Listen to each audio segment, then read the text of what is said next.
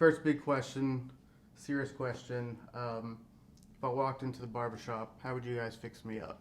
Hair and all. I mean, It's we get rid of thinning up that. here. We'd say, look, man, let it go.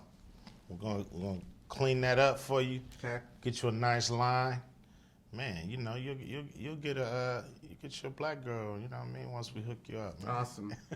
We could add extensions though. Yeah. You gotta believe. you don't want extensions. No extensions? No extensions, man. Okay. Just let it go, man. Whip it off, baby. Calvin's the owner. Yeah. Gotta listen to Calvin. LeBron's not letting it go. You don't have to let it go. That's true. So I wanted to go into a particular scene in the movie. The movie actually made me choke up and at one scene, and kind of a big crybaby in movies anyway. So That's cool. So is Lamorne. On set, I'm a crybaby. we cry together. Towards the middle, when you're making the speech about success, you know how success doesn't equal violence and change. To me, I felt like that was Ice Cube talking to like friends, old and new, fans in the world, as well as Calvin talking to the audience. You know, because you guys have both seen it, both sides. How do you get in the headspace at work when you're blurring the lines of fact and fiction? Try not to get in the way of the character.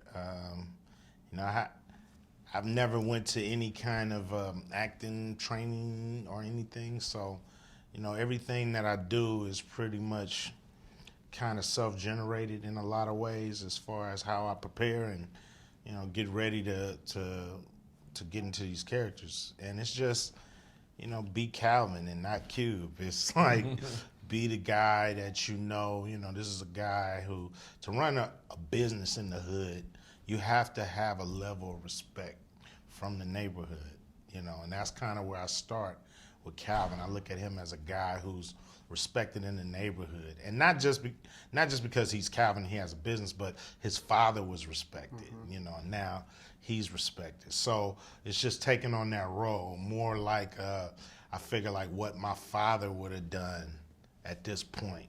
Yeah. Because Calvin is now, around his father's age, when he first started, so it's just one of those things where I just try not to get in the way. You started all 3 films, and you've been a producer for all of them. How do you, and each film has a different director and a different set of writers. What's the process of selecting different ones for each film? Because you've starred in them, and so you kind of know where the story is heading, and you're familiar with the whole franchise. Yeah, I mean, first of all, I think you got to be, we started with Tim. I would have loved to have him back. But then we went to Kevin Sullivan. And, we started off, he was a fan of the first one. He was a big fan of how we put that one together. And I think that's where your director needs to start as, he has to be in love with the series on his own way. And then from there, you start to build a story around it. Part two of any movie is always a little strange because you're trying to take what you got out of part 1, but you're trying to broaden it and, get a bigger audience. So sometimes you reach. By the time you come back to 3, you realize you get nothing from reaching. You only get something from being true to what you are.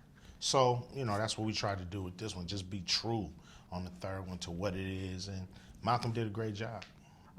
So, Lamorne, you've done some films, and now you're really prominent in television, and you're breaking into like big studio movies. To you, what do you find more challenging? I'm so used to TV now that every day is just, and you're very familiar with your cast, so you're kind of like a family. So that's easy for me.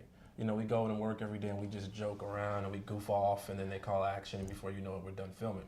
It was harder to do the movie only because you're getting used to a new group every time you do a different movie.